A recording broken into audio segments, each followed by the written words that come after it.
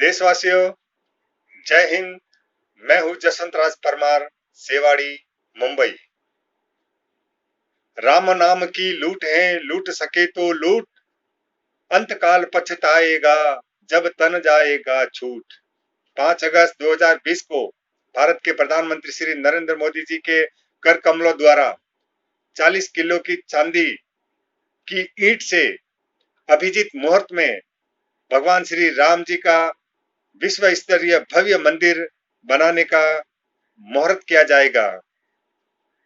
ये देश के लिए, आपके लिए, हमारे के लिए, पूरी सृष्टि के लिए एक गौरव की बात है कि जिस देश और जिस विश्व के कण कण में भगवान राम का वास है, आज उन्हीं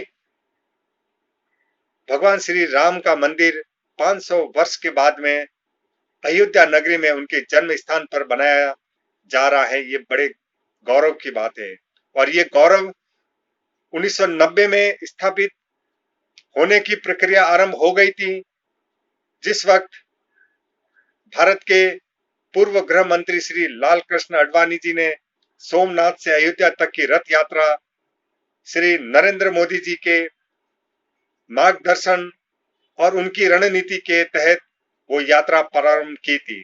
उस यात्रा ने पूरे भारत के सभी धर्मों के लोगों को जगा दिया था कि अब दुनिया की कोई ताकत अयोध्या में भगवान श्री राम के मंदिर को बनाने के लिए कोई रोक नहीं सकता है।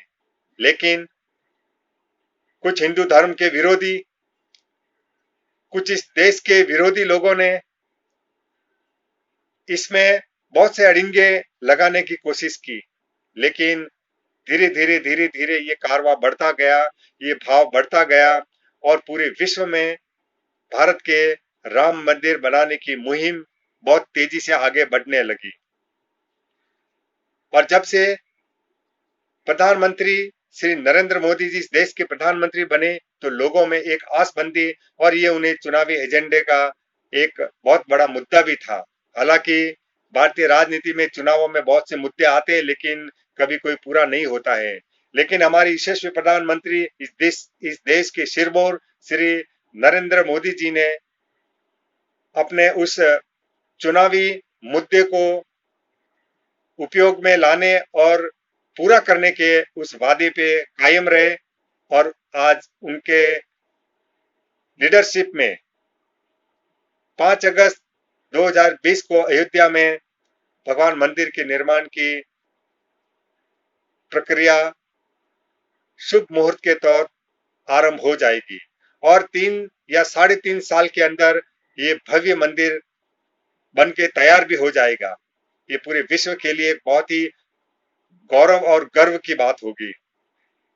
इस मंदिर की लंबाई 268 फीट होगी, 161 फुट उसकी ऊंचाई होगी, जो स्टैच्यू ऑफ लिबर्टी अमेरिका की उससे भी आगे होगी और 140 फुट की चौड़ाई होगी और करीब फर्स्ट फ्लोर पे 106 स्तंभ होंगे, जो बहुत ही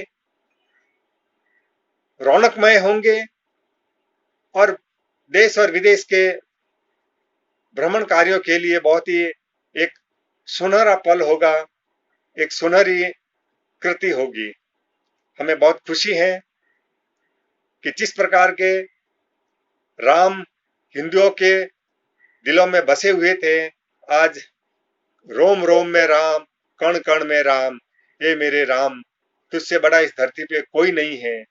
एक आज्ञाकारी राम, एक पुरुषोत्तम राम, जिस राम ने अपने पिताजी के एक आदेश पर 14 वर्ष का वनवास हंसते हंसते भोग लिया और एक ऐसा राज स्थापित किया कि जो आज भी राम राज्य के नाम से कहलाता है।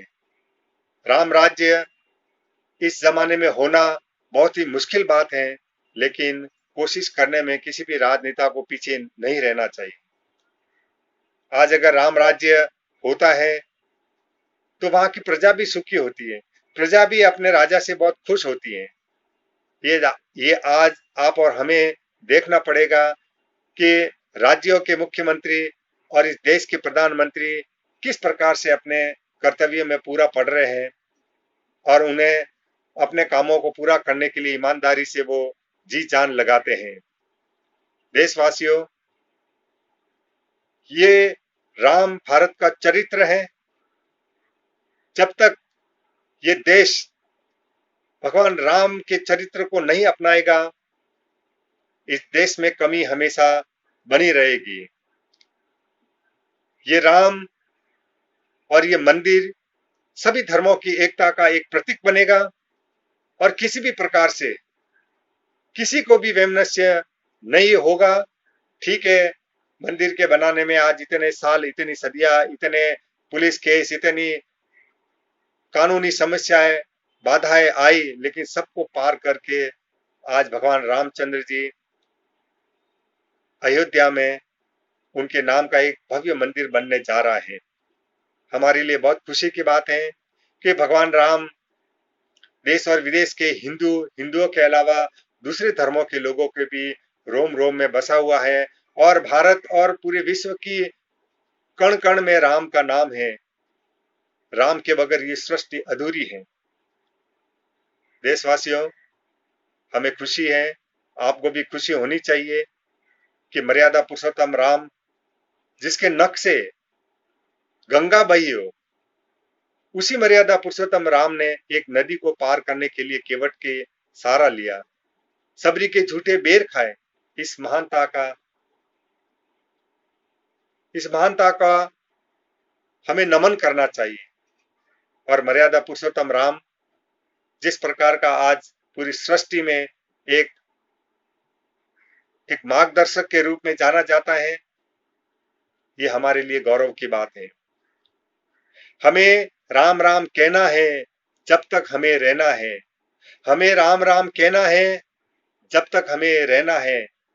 और ये भारत के भाग्य विधाता का द्योतक राम मंदिर 5 अगस्त 2020 से आरंभ होकर करीब 3-3.5 साल की अवधि में बनकर भव्यता धारण करेगा, जो हमारे देश और पूरे विश्व के लिए गौरव की बात रहेगी।